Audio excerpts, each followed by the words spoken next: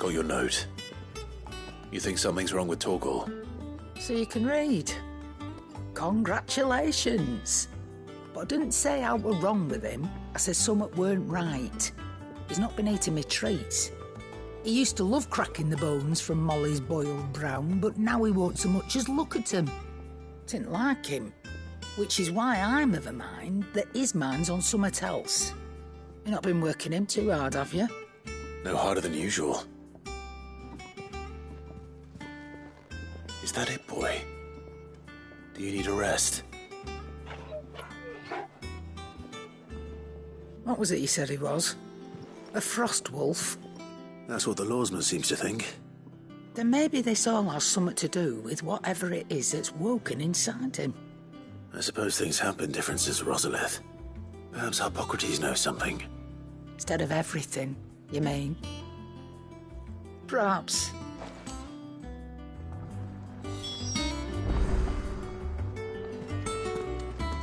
I've got a few more things to pack before I leave.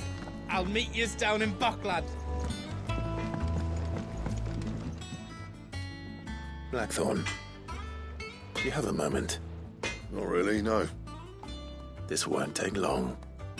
I just wanted to ask how you're getting on. August was worried about you, and you might still be doubting your craft, even after learning the trick of that cuirass. Is there something else weighing on your mind? Perhaps sharing your thoughts might help. That bastard's like a dog with a bone. Still, you've got a keen eye, I'll give him that. He's just, well, Karen showed me something. Something I've never seen before. And that was? A sword. An odd-looking thing with a single-edged blade. The metal itself wasn't anything to write home about, but fuck me, the edge on it. You could slice a man clean in two with a weapon like that, and he'd be halfway home before he even realised he'd been cut. So that's what's troubling you? No. Not troubling me exactly. More distracting. Can't stop thinking, how do you get an edge that sharp? It's driving me mad. And if you knew how to do it, we could arm the curse breakers with even better blades. That's about the size of it, yeah. I'll see what I can find out. Sharper swords are always welcome. And we can't have our master blacksmith being distracted. You're a soft touch, you know that. But I can't say I'm not grateful for it. Good luck, eh? Thank you. Let's see what Karen knows about this sword.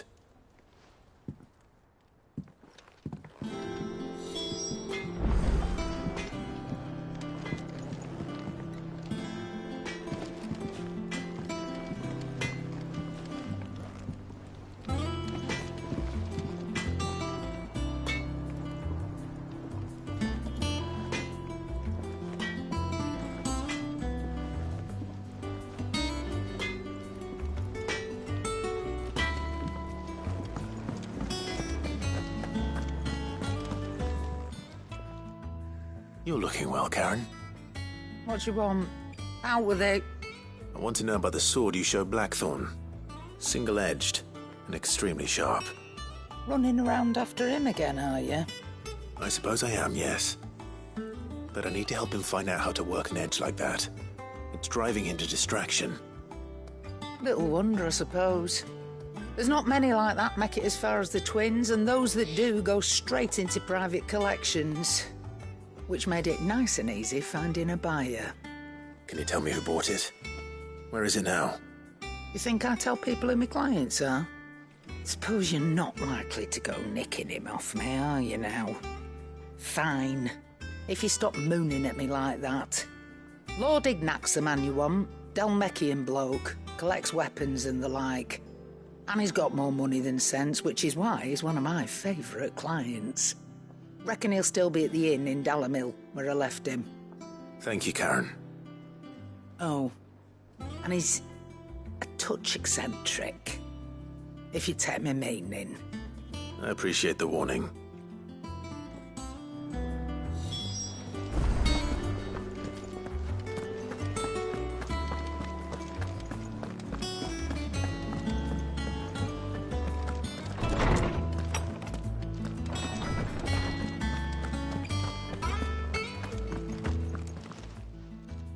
Lawsman, I need to ask you about Torgal. Something's not right with him. He isn't ill, is he? I don't think so. But according to Lady Karen, he seems to have lost his appetite, which is certainly a new development. She says he's hardly been touching his bones of late, and she believes it may have something to do with what happened at Rosalith Castle. I rather think she might be right, though not about his appetite. All canids are instinctively inclined to crack open bones for the rich marrow that resides within, and I see no reason why a frostwolf should be any different. Accordingly, I suspect it is not a lack of appetite that afflicts Torgal, but a surfeit of it. If we assume that his newfound magics require additional nourishment to sustain, it may well be that the bones Lady Karen is accustomed to providing are no longer sufficient. Frostwolves, after all, habitually prey upon far larger animals, whose bones may yield altogether different nutrients. As to where one might find a suitable substitute, some antelopes that graze the meadows of eastern Rosaria have been known to grow to a size more than double that of their lesser cousins. I don't recall ever seeing any that large. And little wonder. The oldest and largest such creatures rarely leave the safety of the highlands for fear of predators. The last elder antelope sighting I recall hearing about took place near Cressida, and that was long before the village was abandoned. Even so, it seems like a good place to start. Good hunting, Clive.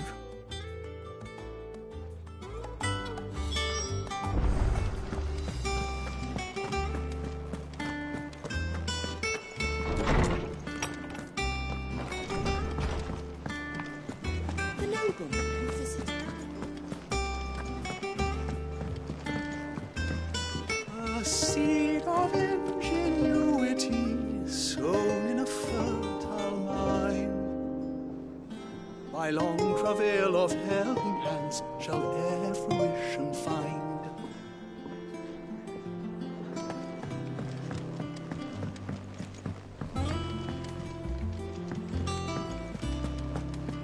We need to find a way into Drake's tail. And we will. Together, this time. Hugo Kupka's dead, isn't he? It told me she was building a ship. Really?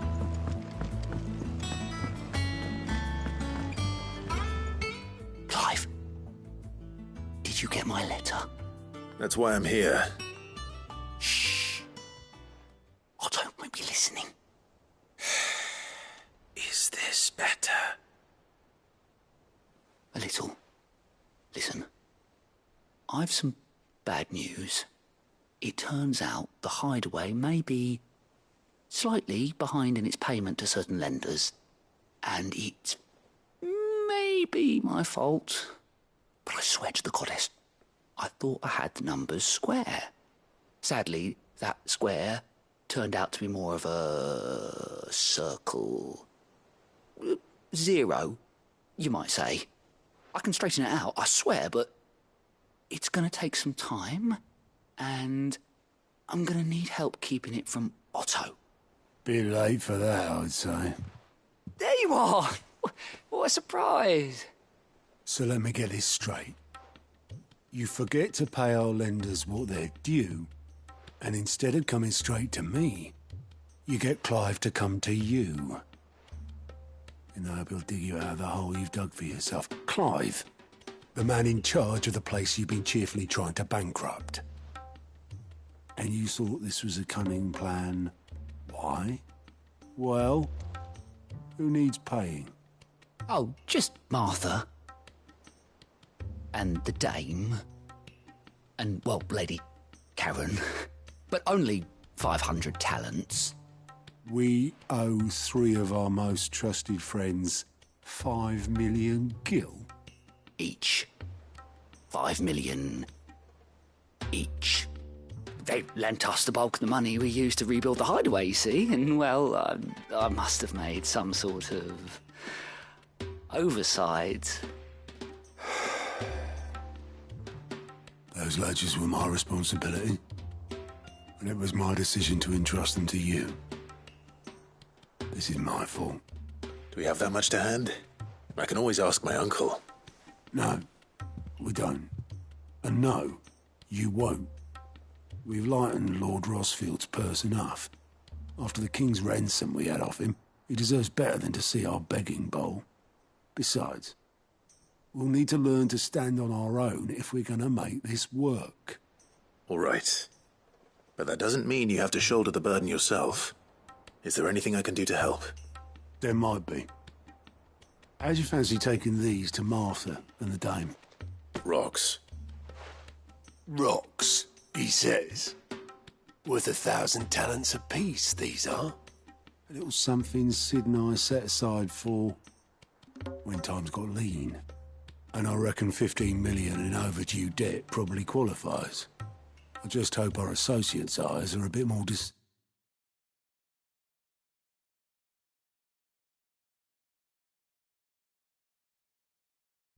than yours. I'm sure there will be. Should be me making the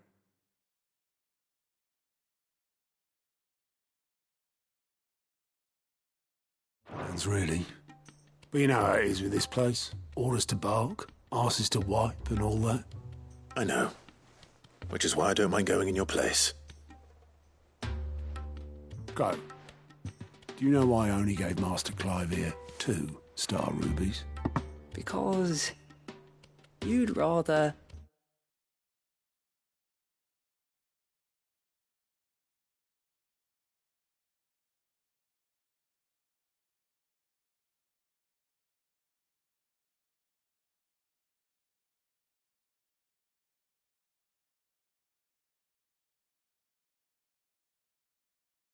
Lady Karen killed me. Because I'd rather Lady Karen killed you. Yes. Well, I suppose this is goodbye then. Don't worry. I'm sure Karen will understand. Really? Do you think so? No, I don't.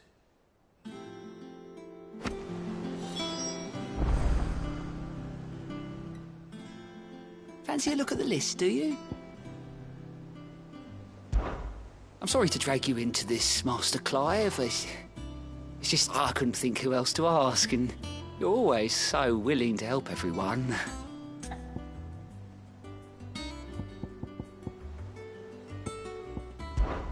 Anything catch your eye? Always something in there.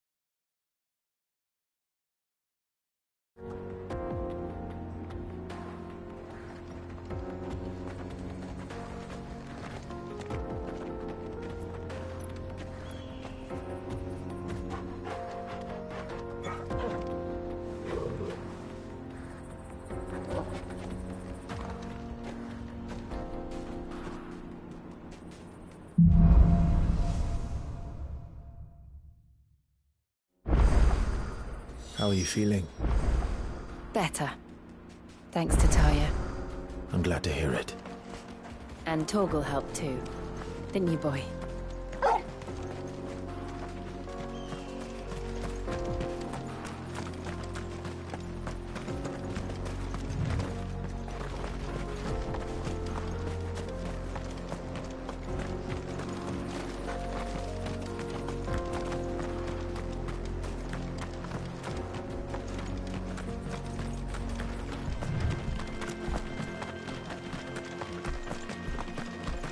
This used to be a trade route for merchants crossing the Scars, till the Republic laid a new road wide enough to let wagons pass, and all official traffic moved there. Leaving this one for those living outside the law. Indeed. I doubt we'll be the only outlaws on the trail today.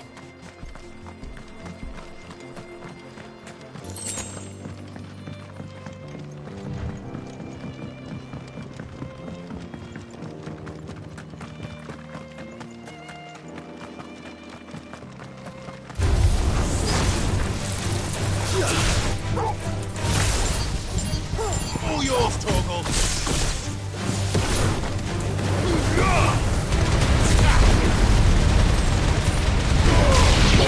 Kill! Sicker! Now, Torgal! All yours, Torgal! Now, Torgal!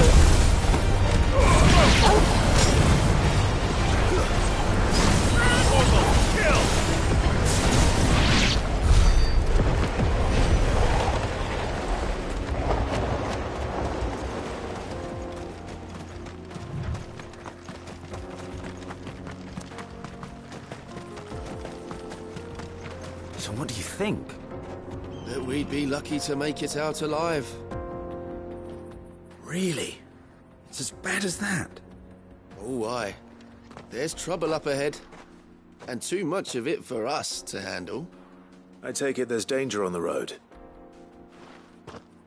Oh, what about this fearsome-looking fellow? You think he'd be equal to the task?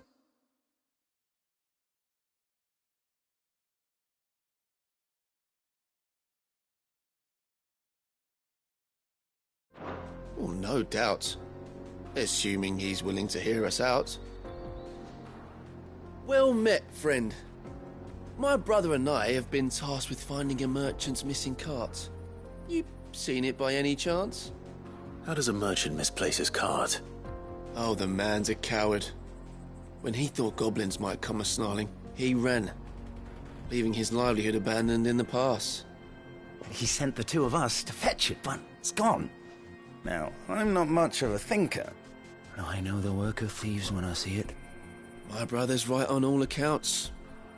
And by my estimation, the bastards are lying in wait just down the road. We may have seen our share of action, true, but we've not got the skill in arms to boldly brave an ambush.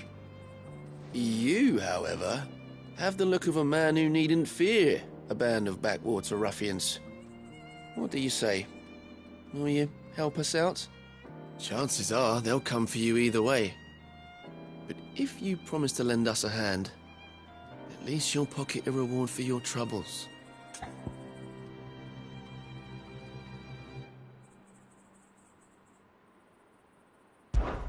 Well, if I'm going to have to deal with them anyway. You've clearly got a fine head on those broad shoulders. We're lucky you came along. Now, hoping to make a heavy purse in Boklad, our merchant friend loaded his cart with as much as it would carry.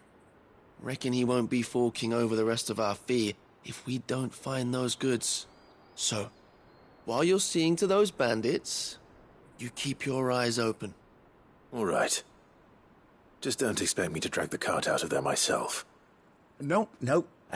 You can leave the cart to us. You just put an end to those bandits and point us in the right direction. You do that, we'll take care of the rest.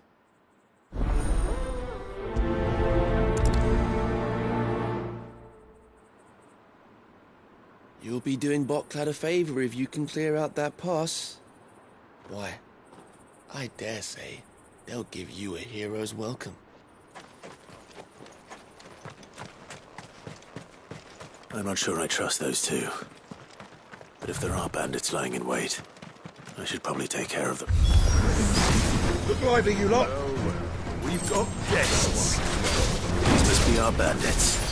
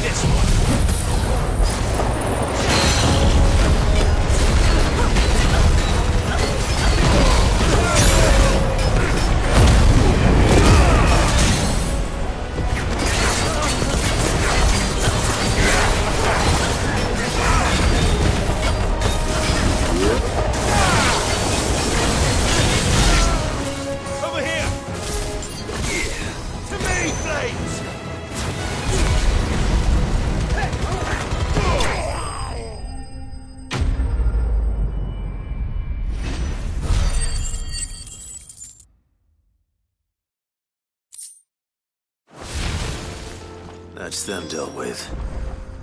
Now, where's that cart?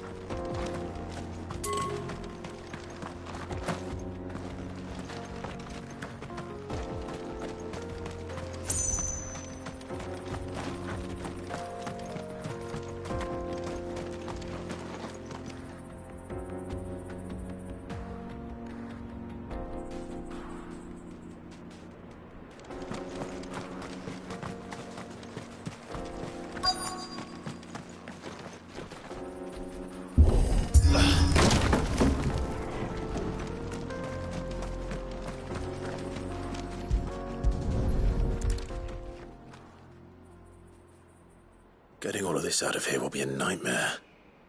Seems we've found ourselves the right man for the job, wouldn't you say? Found the cart and didn't leave a single bastard breathing. Our merchant friend will be delighted.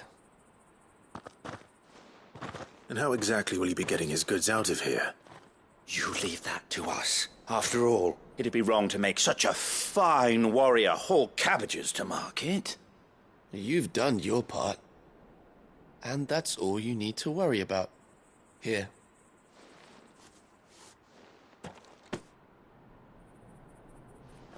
It's been a pleasure. Now piss off. There's no need to be so rude, brother. What if we want his help again next time?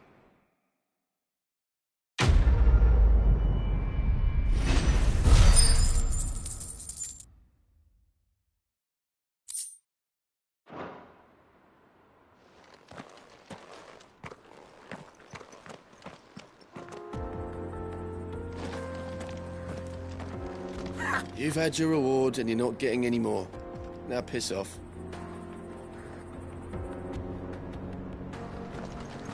You've had your reward and you're not getting any more.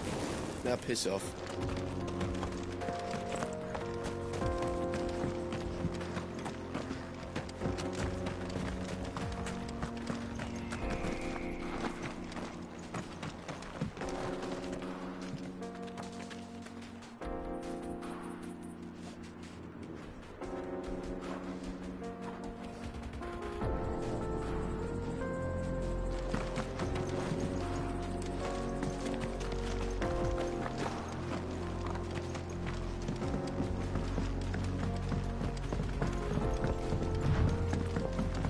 I see the Dalmex lag behind Rosaria when it comes to bridge building. The fallen ruin should hold, at least. The path continues on the other side.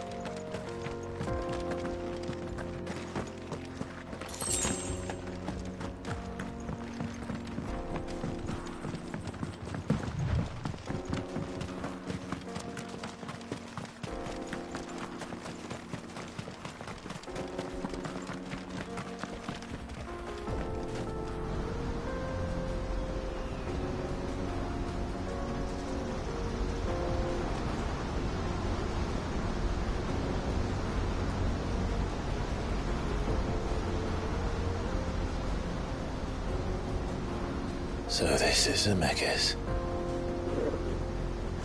The land of the gods. It's even more impressive than I imagined. I remember being captivated by the story as a child. Long, long ago, man was overcome by avarice and challenged the gods in a bid to win their power. The final battle took place here, at these falls. Or so the legend goes. If anyone ever manages to plumb those depths, perhaps we'll learn if there's any truth to the tale. That the gods emerged victorious and punished man for his defiance by visiting upon him 2 curses. Dominance in Paris. To tell the truth, I always thought it strange that the dominant and their icons were deemed a curse.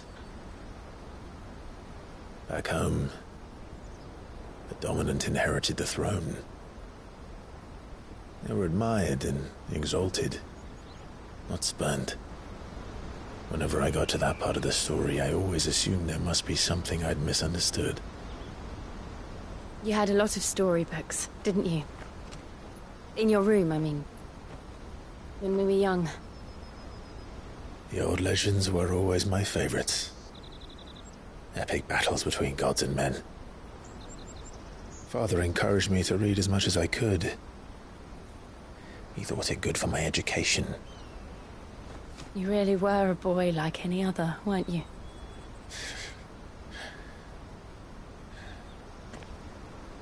Just look at this place. It's enough to make you believe the legends are true. I know.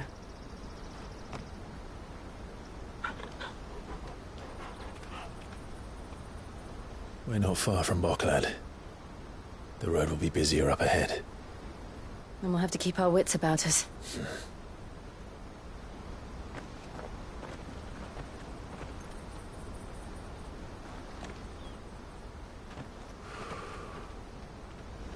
Clive? Something wrong? Nothing. It's nothing.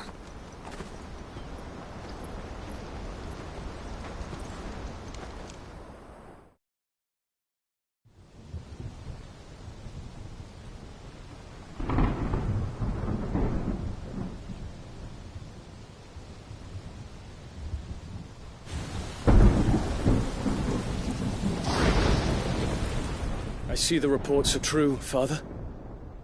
You have surrendered the throne to Olivier. I have. Emperor Olivier shall rebuild the Holy Empire of Sambrec.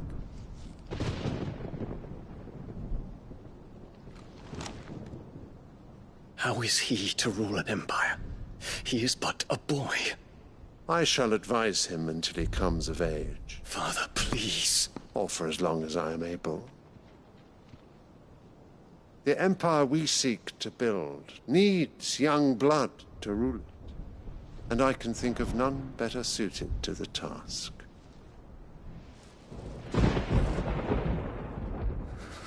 There is other news, Dion. Hugo Kupka is dead, and Drake's Fang destroyed. The pillars of the Republic have fallen. Ere long, the Imperial banner shall fly over every city in Storm. And then, Valisthea. All shall bow before their Emperor. Father, these are the words of a tyrant. They are the words of a god. The Emperor whom I gladly serve. Great Grieger, made flesh.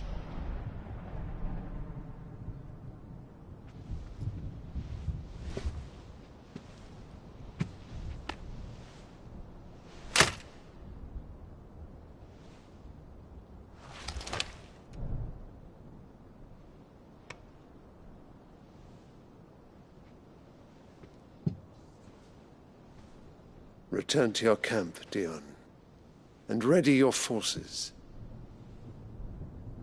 It is time to show the world the true power of Sanbreque. Father. I find you much changed. Is this truly the path you wish to tread? Or are these the ambitions of another? Of Ultima, perhaps? What nonsense is this? I speak my mind, and my mind only.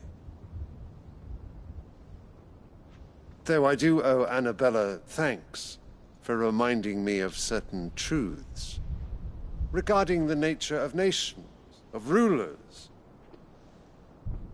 and of the divine. You would trust the words of this traitress? She betrayed her country. She slew her husband. You have ever been an invaluable servant to Sanbreque, Prince Dion. I trust you will continue to serve your Emperor in the wars to come. The canker! Silence! Insolent wretch! You will bend the knee. All else is heresy. Sire, forgive me. This audience is over. Come, your Radiance. The Rowena Syndicate awaits your pleasure. Oh, not another meeting with silly old men. They're so boring. I'm hungry, Father. Can't we have luncheon instead?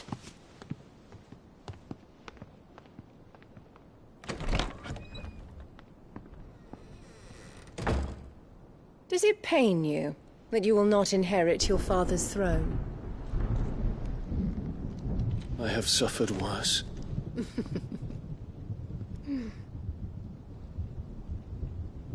Count your blessings, Dion. For a base-born child to be chosen by Bahamut is miracle enough. You have risen high on his wings, but you shall rise no higher, lest your impure blood stain the throne. What do you know of my blood?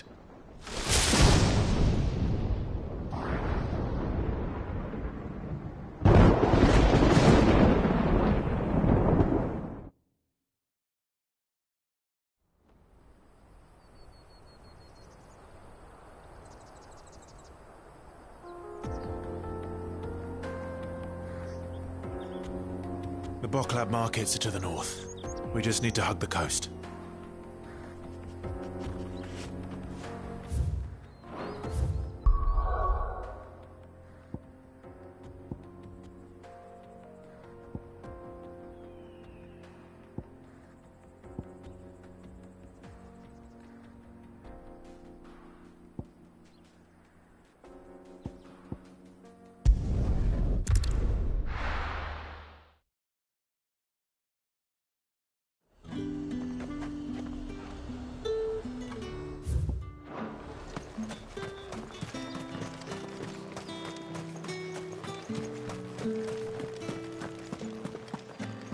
Citizens are free to come and go as they please.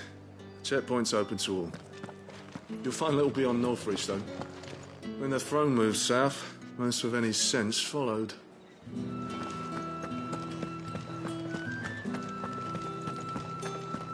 Did you hear? The gates to Heavenhall in the Eyrie were breached by someone. Or something. The steward was in town earlier looking for men to come and repair it, but no one was keen to help. I want to see you again tonight, but the captain's late with our pay. It's all right. I'll be waiting.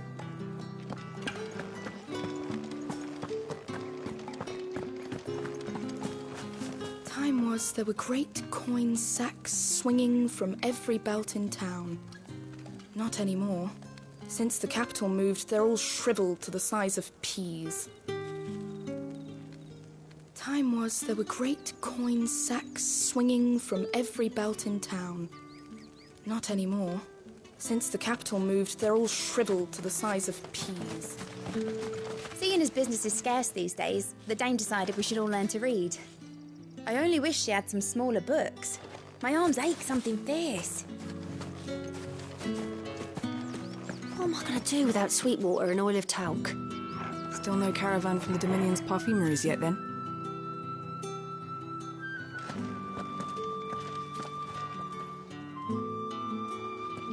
Milady, I come bearing gifts. Gifts? Whatever is the occasion.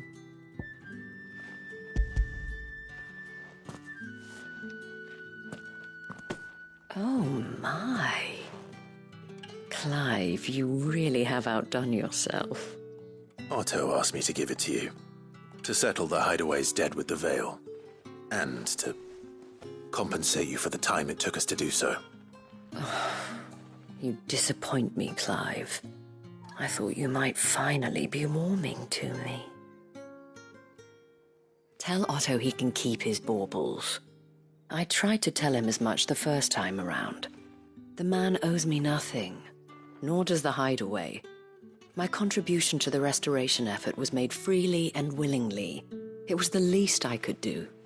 You once told me Sid did you a kindness. I'd like to do the same. Please, accept it. For my sake. And for Otto's. For all of us. For all you've done. It is rather fetching, isn't it? Very well. Otto is lucky to have you, Clive. I doubt anything could ever replace his son.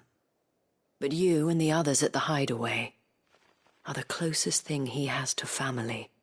Otto had a son.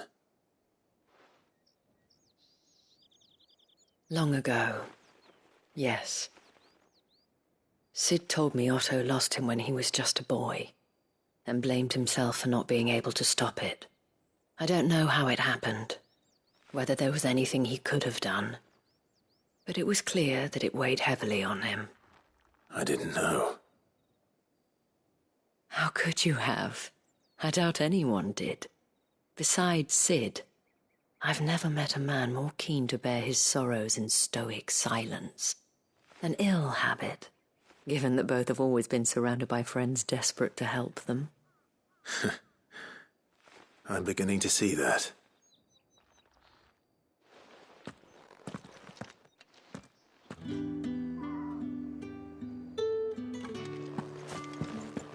Give my regards to Otto, and tell him I do so miss his visits.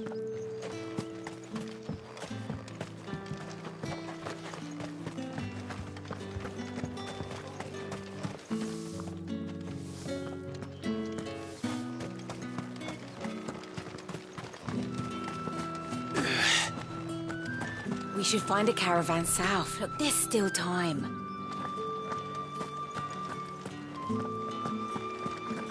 So the gold owed its luster to the great mother's light, mark the sighing of the meadows as the day yields to night.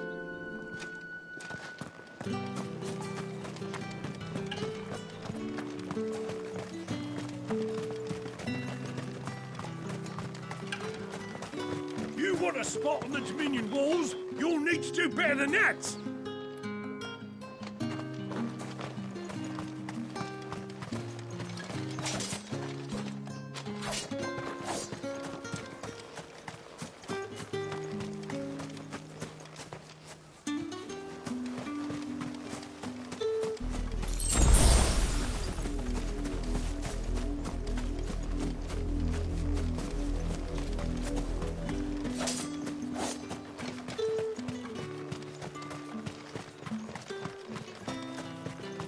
What's the point in patrolling?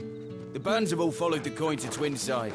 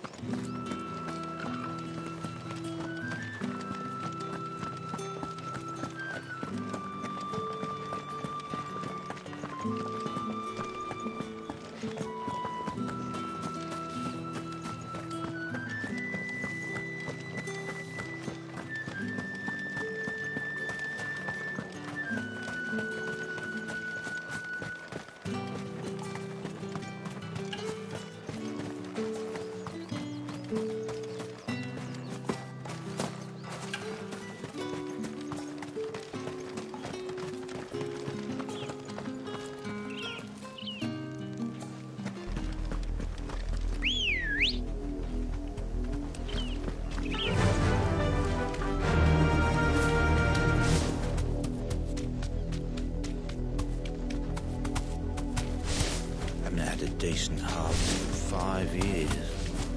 The leaves are black with rot, the stalks weak, and the heads nigh empty.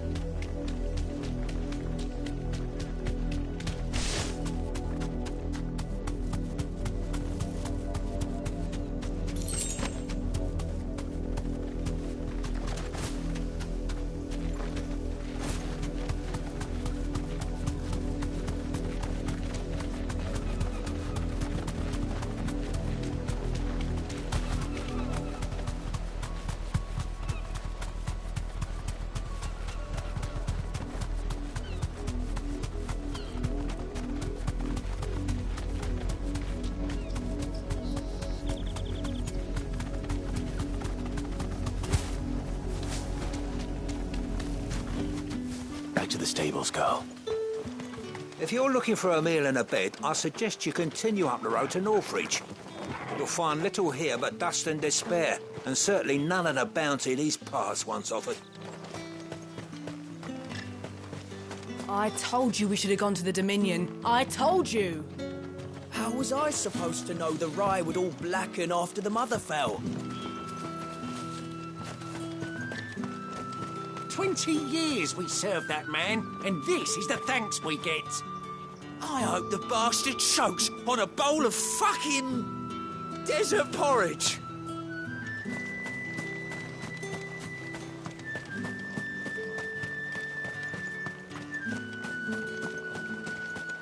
I've got nothing to sell you, traveller. Barely enough for ourselves. There was a time this place would have been stacked high with sacks of rye and barley and spelt. And then Drake's head vanished, and our livelihoods with it. Now all we have are memories.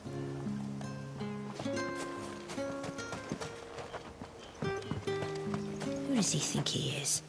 Making me sweep up like a bloody branded.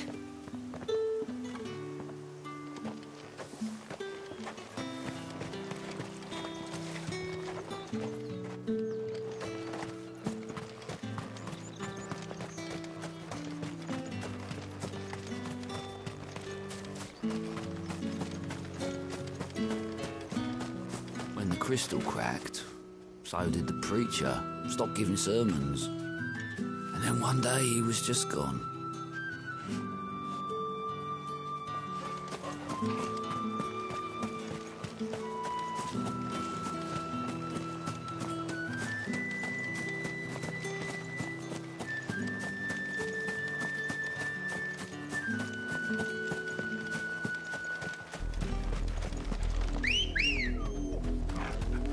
Come on.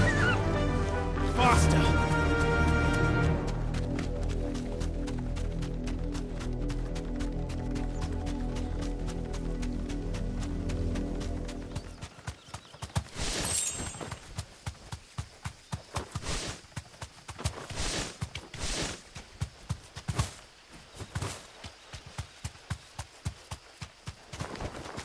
Thanks, girl.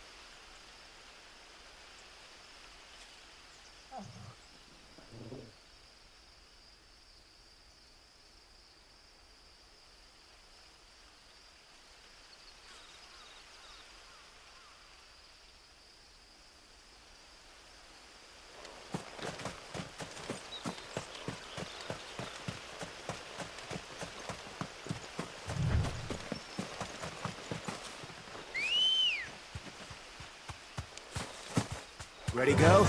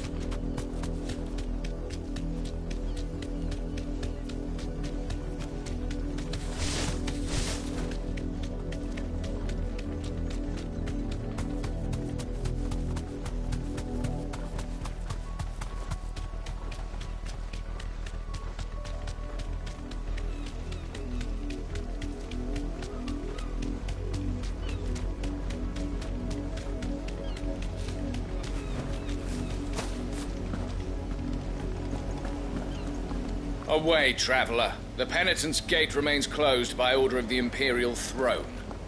We watch over a corpse that does not yet know it's dead. The least we can do is see it is not defiled any further. We watch over a corpse that does not yet know it's dead. The least we can do is see it is not defiled any further.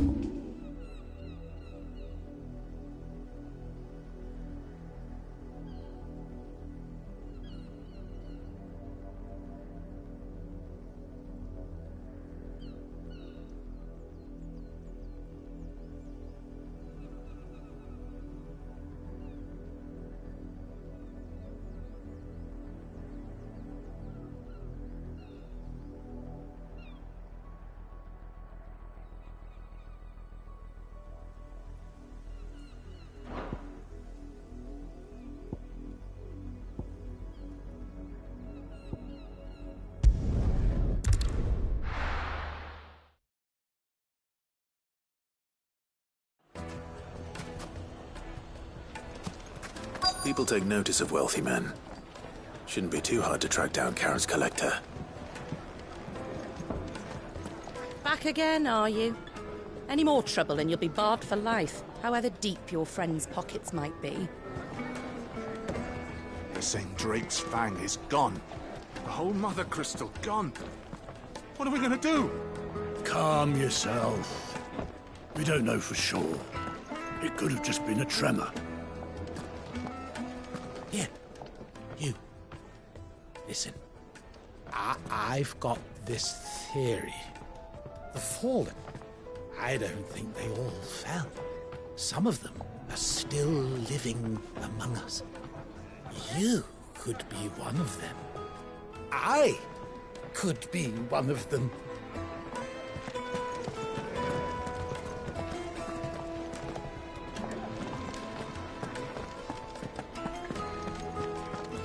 Welcome. If you're hoping for a bed, I'm afraid you'll have to look elsewhere. One of our wealthier patrons has purchased the use of every room, hoping to keep out the riffraff, as he puts it.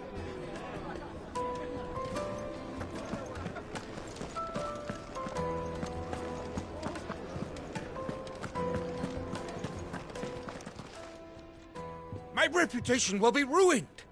Ruined! Calm yourself, Lord Ignac, I beg of you, before you do yourself a mischief. Pardon the intrusion, but... Out! Get out! I paid for these rooms so I wouldn't be disturbed. Leave me be! Please, allow me to apologize. His lordship is going through a difficult time, and he's never been fond of guests arriving unannounced. Radim! Get rid of the filthy oaf this instant! Very good, Lord Ignac.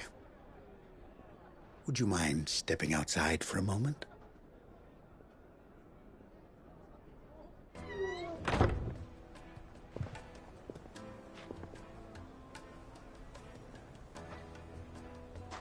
I'm sorry if I've caused you any trouble. That? Oh, no. That's just how his lordship is.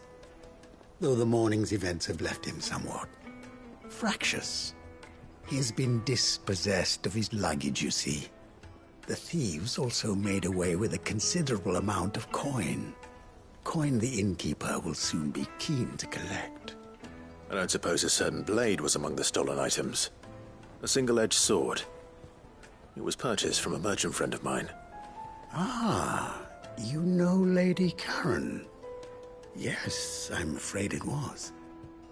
Then I'll retrieve Lord Ignac's luggage. But I have one condition. You have but to state it. You are welcome to anything that is within my power to grant. I want an audience with Lord Ignac. A few minutes should be enough. Then I'll be on my way. A condition I would be a fool to refuse. Of course, you shall have your audience. I don't suppose you saw where the thieves went? I did not, no. Though some discreet inquiries made on his lordship's behalf mean that I know where you might find them. The bandit's bed.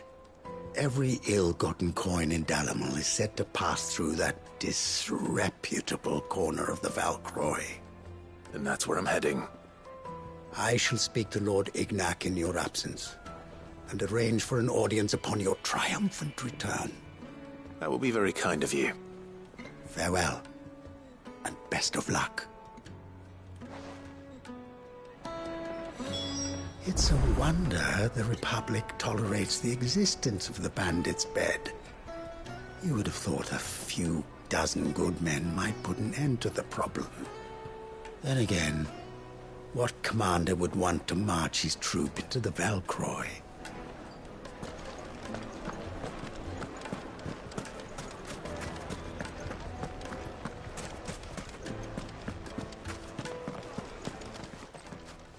And what lawlessness is of... Try not to Master die. Lubo says Drake's fang has fallen. Does that mean that... I'll make a master smith of myself someday. And hopefully, make myself useful to Master Lubor someday sooner.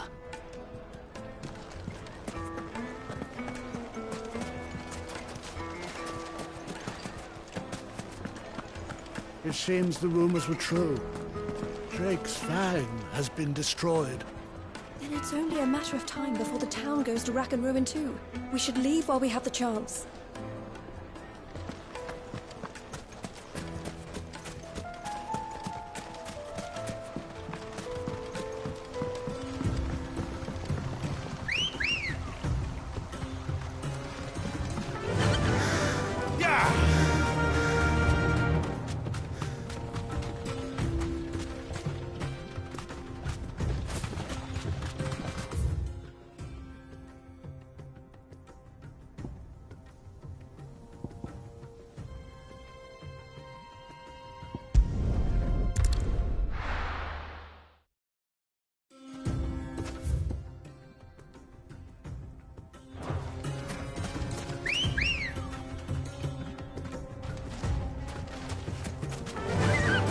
Fly, Ambrosia.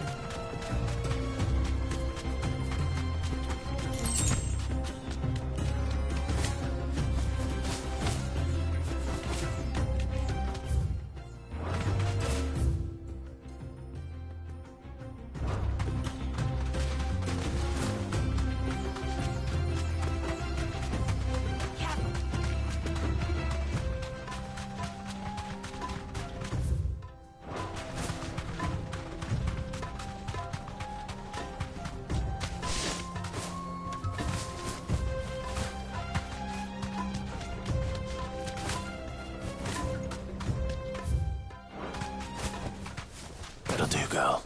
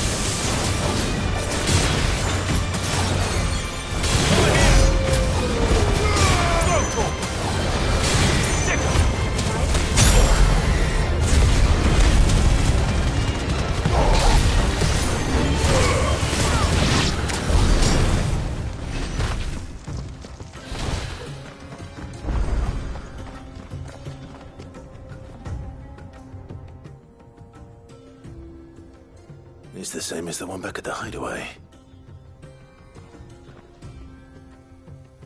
Doesn't seem to be working, though.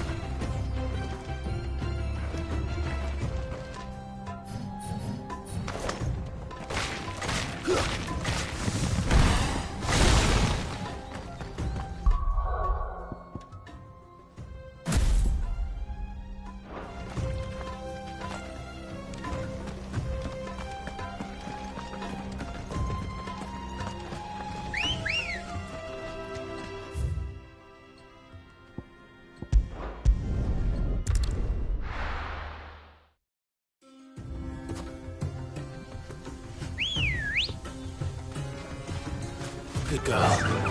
Fly, Ambrosia.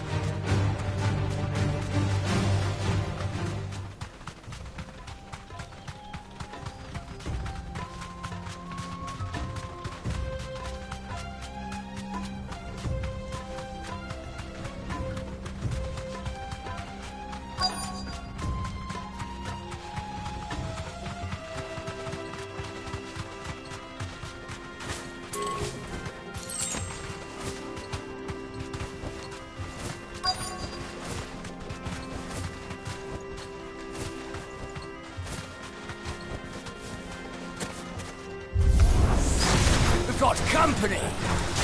Come on, lads, let's tear the bastard's head off!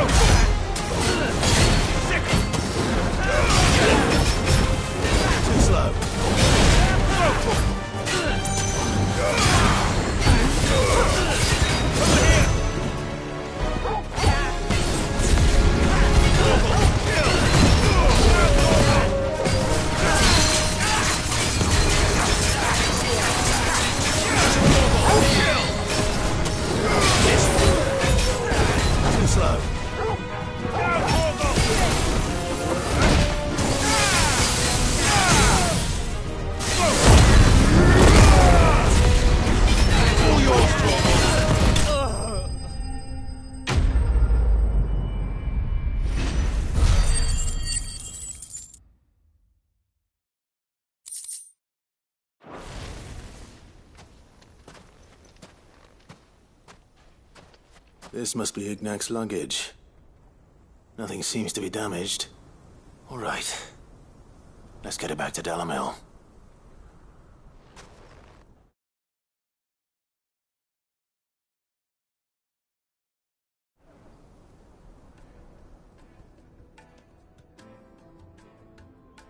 I hear I have you to thank for the return of my effects. What shall I call you, my good man? Wyvern. Glad to make your acquaintance.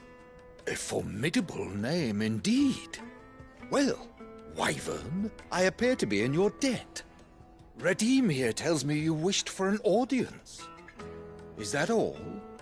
A few moments of your time should suffice, yes. You're a peculiar fellow, Wyvern. All right, speak. Master Wyvern was wondering if you could tell him about a certain single-edged sword you recently acquired. Oh, a true work of art, that one. Karen drove me hard on the price, but I would have sold her Radim here to get my hands on that sword. It was made in the Outer Isles, far beyond the Twins, and is used exclusively by the practitioners of a unique school of swordsmanship. They believe no combat should ever exceed a single strike, and hone their blades to such perfection that none ever does. Each sword is made for that one perfect stroke, and for that stroke only. They crack upon a second blow. There's a brutal sort of beauty to it, really. But how do they hone such an edge? Fine question. Why, they use a whetstone, of course. Whetstones, rather. A whole array of them, ranging from the coarse to the fine. 10,000 licks with the sharpening stone, then 10,000 more. But it is the final stone which lends the blade its legendary sharpness. A mineral quite foreign to this great realm of ours. And that is the key. The secret ingredient. Wyvern, it occurs to me that my little lecture is hardly equal to services rendered. Take this, together with my regards. The very stone of which I spoke, far rarer among collectors than even the blade itself, and a far more fitting payment. Thank you. Pardon the intrusion, my lordship. However, it is long past time we prepared ourselves to depart. So it is. I am locked in bitter competition with a rival collector of curiosities. I am one step ahead of the unscrupulous scoundrel, but he is hard at my heels. Are there many other collectors out there? Too many to count, but only one do I consider my nemesis. Lord Byron Rosfield, and is a perennial thorn in my side. I can imagine. Farewell, Wyvern, may our paths cross again. Radim, we mustn't dawdle.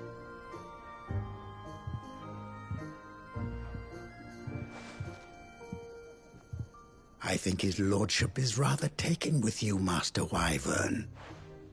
Thank you again for your assistance. Coming, my lordship. I'll be right there.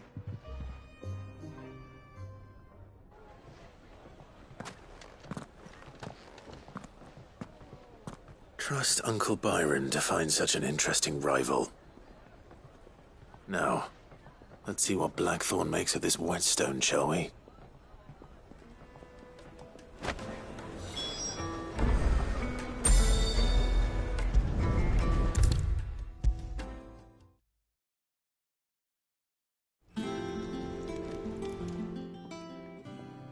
Sorry for the wait, but hopefully you'll agree it was worth it. You learned something about that sword, then? I did better than that.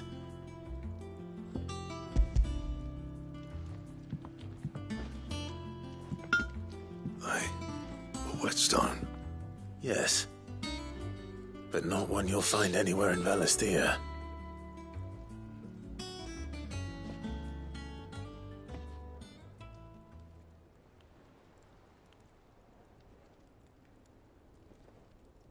No wonder I couldn't get the same finish on the grinding wheel. One hit and all done, eh? Might not be so bad if all you ever fought were duels. Good luck on the battlefield. Your second opponent would be your last, no matter how good you were. Even so, is there some way it could be used to give the Cursebreakers an edge? I think so, yeah.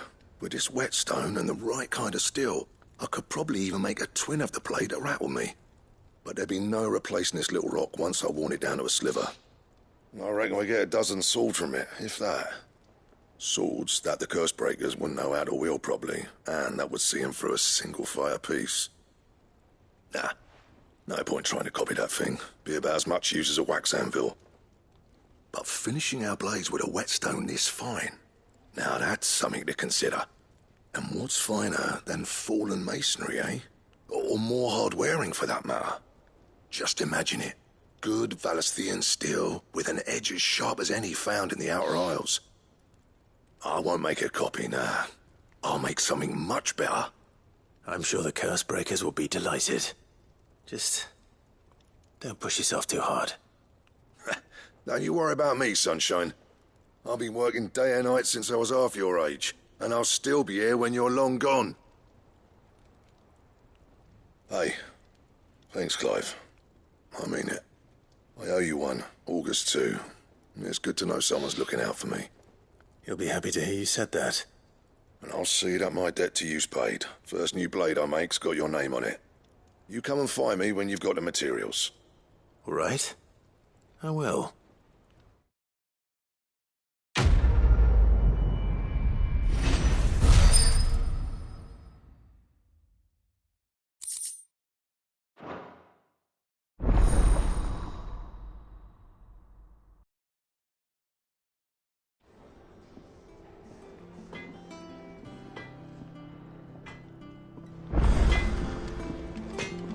Back, are ya? Good bloody riddance.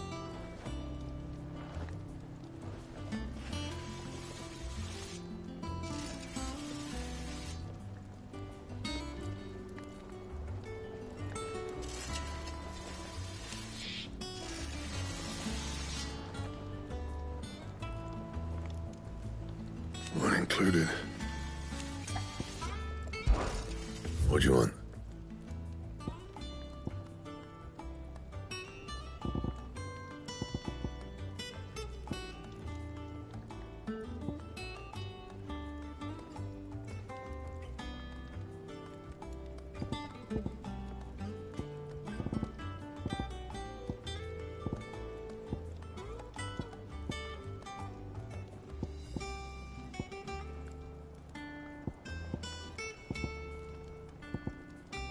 Anything else?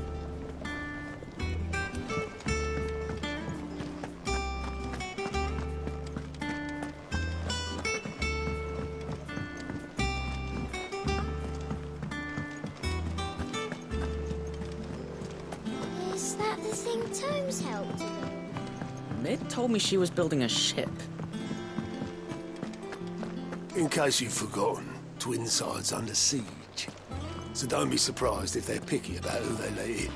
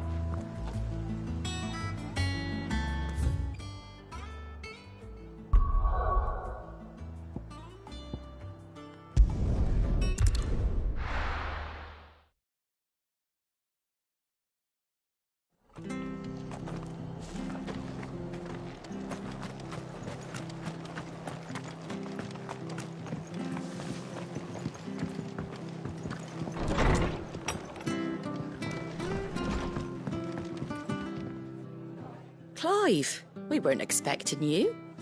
I wasn't expecting to be here, but it seems we still owe you a considerable amount of coin for your help with our rebuilding efforts. And though I doubt it's what you were expecting, we were hoping you'd take this as payment.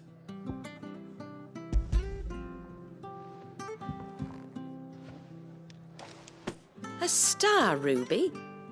I can't accept this. It's worth at least twice what you owe me. More if you can find yourself the right buyer. Think of the difference as interest. Interest?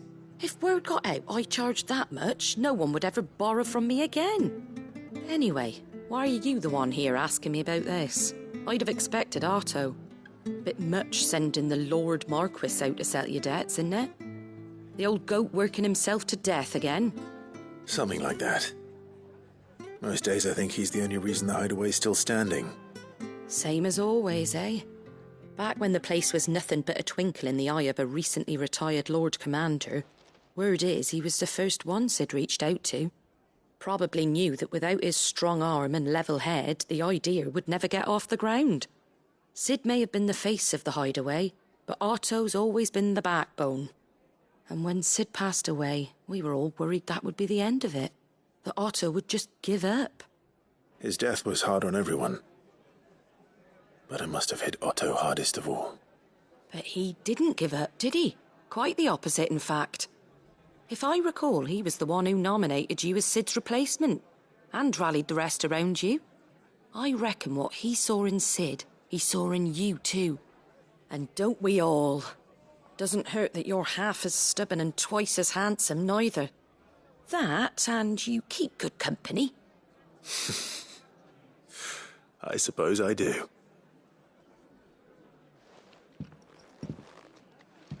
Goat will want to know the stones were delivered. If he's still with us.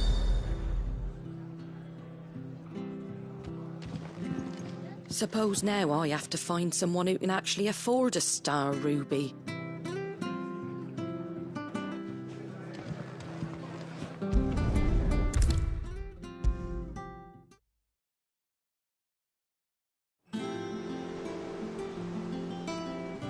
Goat. Still alive, I see. So Lady Karen accepted the ruby. Ah, about that. I tried my best, but she was just too stubborn to take it. She threw it right back in my face, in fact, and told me I could stick my stupid stone where the sun don't shine. Karen refused payment. I hope it wasn't something I said. I'm sure you were as tactful as ever. Let me see what I can do. Oh, wonderful. I hope you have better luck than I did.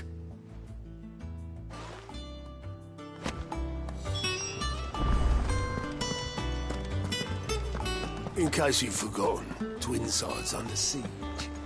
So don't be surprised if they're picking about shit. Is that the thing Tomes helped? We need to find a way into Drake's tail. And we will. Together this time.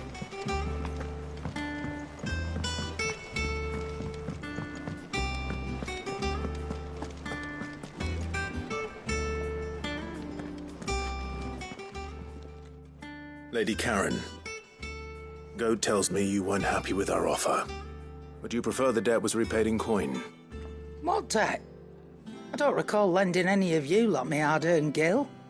I may have tossed a talent or two in the hideaway's coffers, but those were donations, and you can hardly call it charity if you go asking for it back. Of course not. But one good turn deserves another. And our circumstances have changed.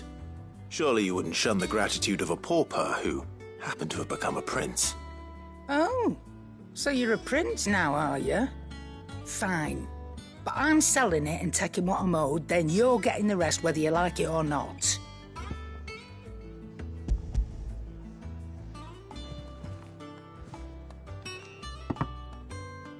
Where'd you even get this?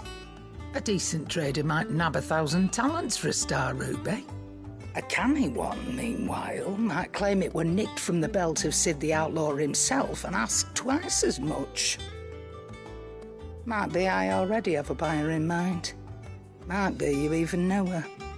A fine continental maid whose beauty's only eclipsed by a guile in commerce. You wouldn't mind, would you? Not at all. Just be sure to tell her that it's always a pleasure doing business.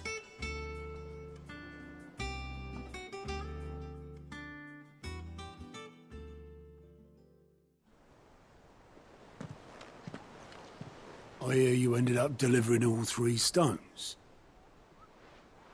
Thanks to this lump. I sometimes wonder what I pay you for. Speaking of which, I still haven't been paid last month's wages. Oh, so you remember what's owed to you, then? Get your ass behind that disc of yours and don't get up before those ledgers are square. Right away.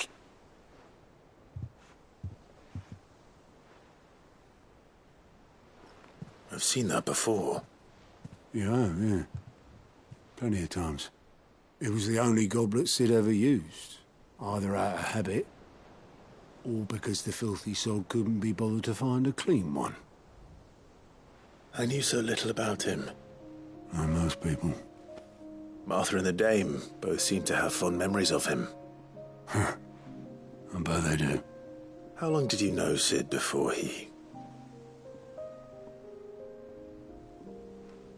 Before he died? 20 summers, give or take. Back in the day, I was a purser on a trade ship, which is where I met him. He bought passage to... I forget where. But having nothing better to do on the long nights, we sat up drinking island rum till the morning bell dragged me back to my duties. Quit my post not long after that, on account of making a fine maiden's belly fat. But me and Sid stayed close, promising we'd one day sail the seas again. That was before fate stepped in and said she was having none of it. The magic woke inside my son soon after his first name day, and there was no hiding his knack. Couldn't you and your family have... My family were the ones who summoned the constable, wanted the monster taken away. I couldn't turn my back on him, forget what I felt, and I couldn't for the life of me understand how they could. Luckily, Sid was of the same mind as me. It was him who stood beside me when all I wanted was to tear the whole world down. Him who cried for me when I had no tears left of my own. Him who swore he'd do everything he could to stop it from happening again. And he was true to his word, too. Left the Royal Army once and for all. His ranks, his ribbons, gone. Just like that. Threw away everything he had. All to right a wrong that no one else had the courage to face. I knew then I'd follow that man to the ends of the earth.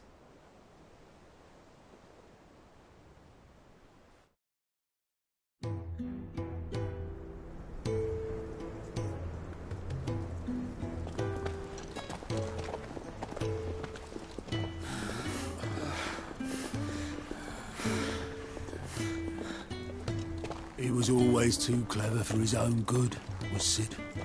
Saw the world for what it really was, while the rest of us were content to go along with the lie we were shown. And it can't have been easy, bearing that burden alone.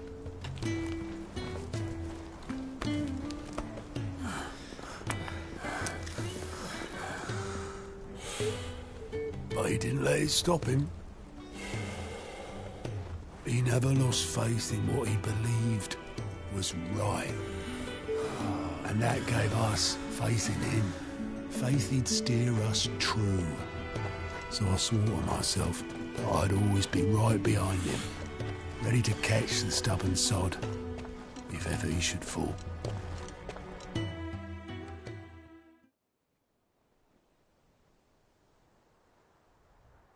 But I couldn't even do that.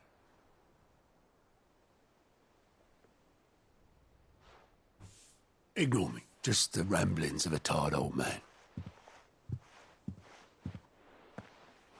Leave that lot. I'll tidy it up in a bit.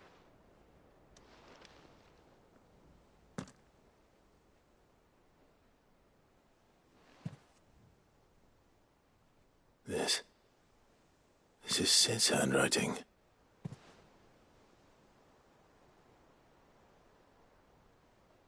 Dear Otto. I may be drunk, but I wanted you to know this place would be fucked without you. Of you grumpy old sod.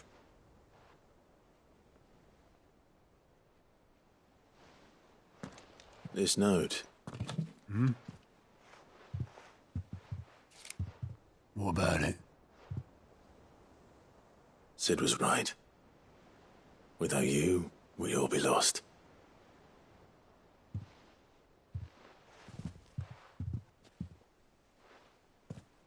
He should have bloody well said so then.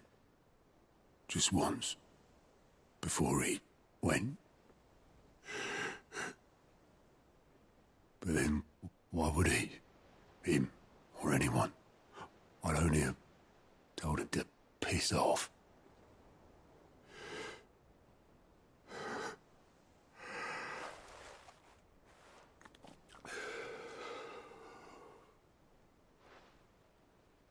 You're wrong, though. Both of you. It was never just me keeping the hideaway afloat. It was all of us. I just shoved people in the right direction. I barely seem to be able to do that anymore.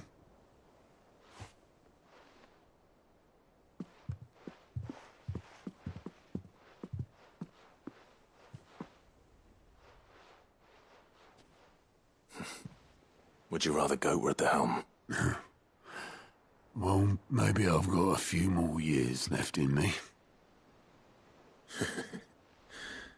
I'm going to hold you to that, Otto. Before you go, Sid would have wanted you to have this. But that's...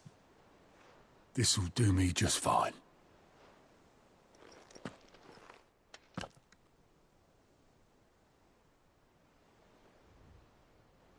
Thanks for the ray of sunshine. I'll see if I can't pay you back. Already have.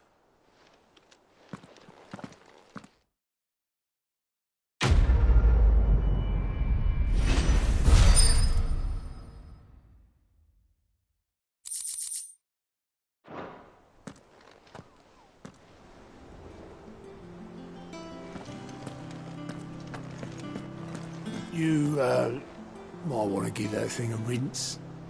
Can't claim it's what Sid would have wanted, but even he wasn't right about everything.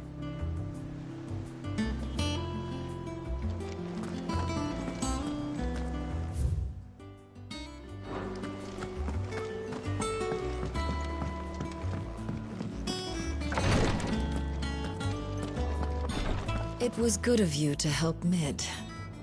And it made a nice change for me as well. There's only so many boils a girl can lance before she gets sick of it.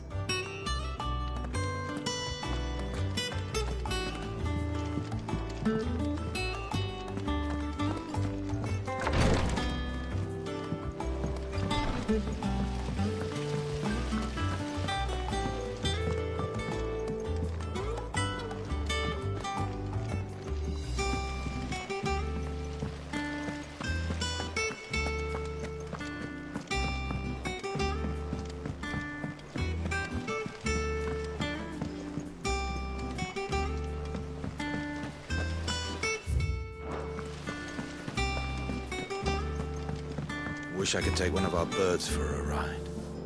You will, one day, when we don't have to hide no more.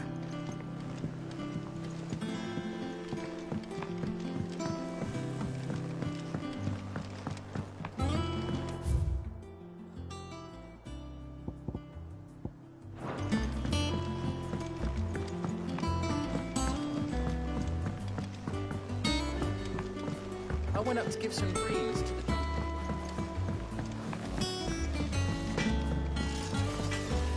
He cracked the crystal too? You're joking.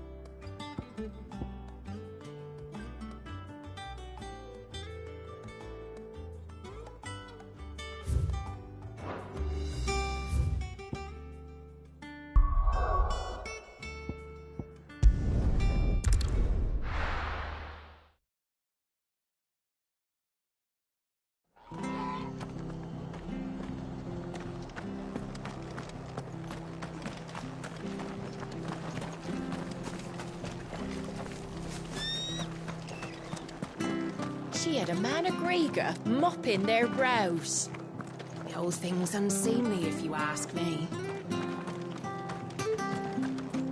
Please, teach me how to fight. Right. If you're still here when my shift is over, I'll spar with you.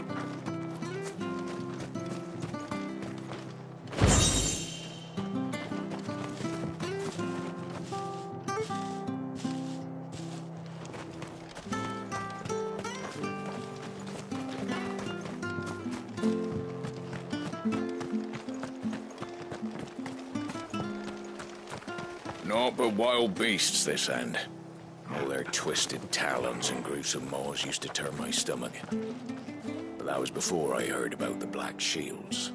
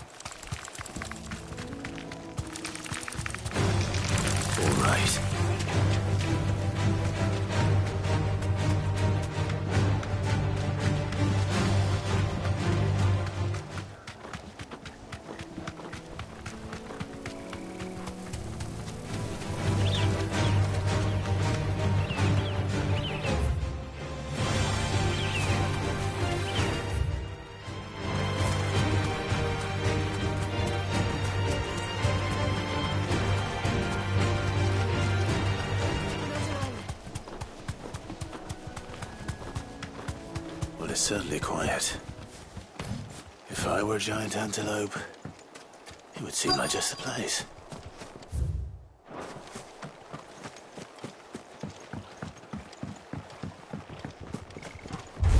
doubt we'll find one bigger than that. You hungry, Torgal?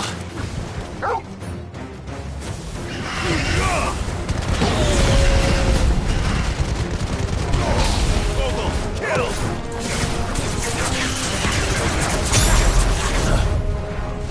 All yours, Torgal!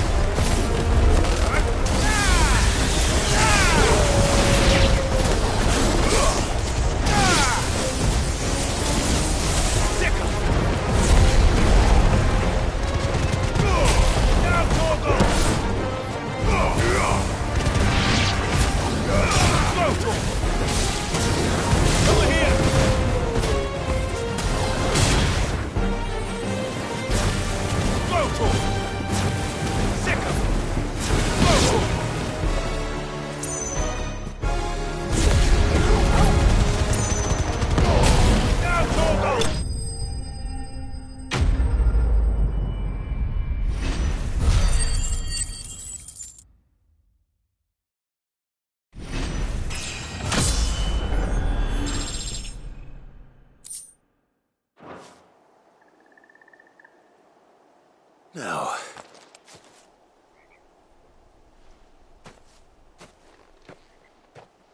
will it be enough, I wonder?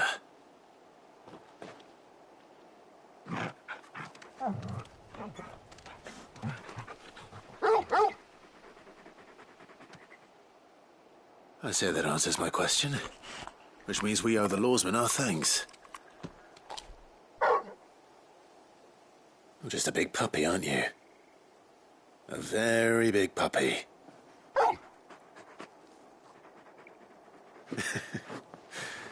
You do know you can take that with you, Torgal. Lady Karen will be relieved to hear you've got your appetite back. Come on, boy.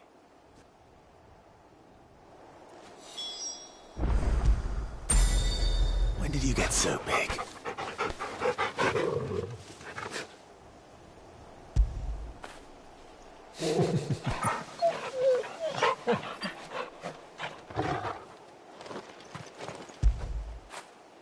Fetch!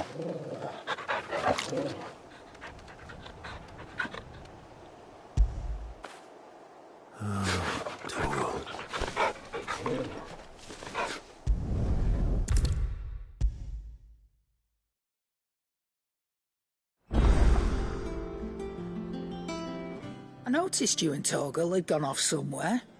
Take him for a walk, did you? You could say that.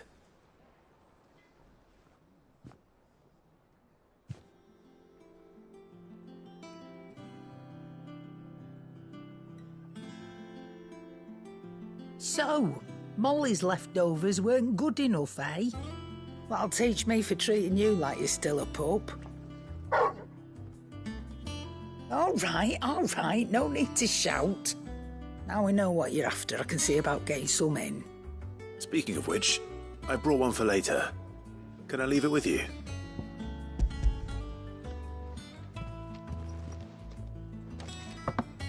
You can, eh? I'm nice like that. In return, you can thank Tomes for me. The bloody know-it-all. I was just on my way to see him.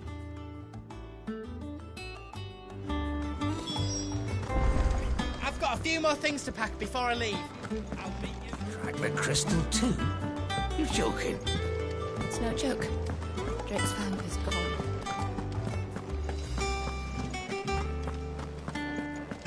The noble you visited.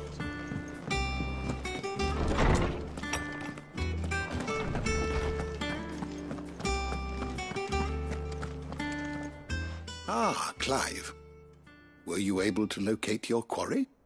We were indeed, Lawsman. You pointed us in exactly the right direction. And Torgal's been a very happy hound ever since. Very good, very good. Lady Karen sends her thanks, by the way, for your part in solving the mystery. Ah. But that reminds me. After your last visit, I found myself pondering Torgal's talents. Do you recall our conversation concerning Lady Jill's role in Torgal's transformation? About how she somehow woke the power within him. Precisely that. A reasonable conclusion, I thought, but one which raised certain questions in my mind. You see, the Fenrir of legend served Shiva and Shiva alone, and while the powers attributed to him are certainly impressive, the records imply they are somewhat different in nature to those you described Torgal as having used. What are you suggesting? That Torgal may be the beneficiary of more than one icon's power. Consider that in addition to Lady Jill, he has served as a loyal companion to you, your brother, and even the late Cid. In short, the icons hitherto near at hand, or should I say at paw, have been diverse and plenty, and that number has only grown as the realm's dominance have fallen to your sword. One can but speculate as to how all of this has affected Torgal. He has seemed more fierce of late. And if I am not mistaken, he will grow fiercer still. We are fortunate indeed to be able to count him amongst our allies and not our adversaries. Oh, he's more than an ally. He's a friend.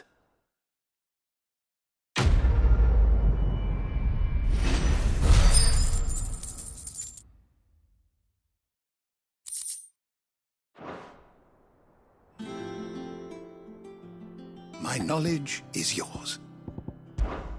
If that is all, my friend.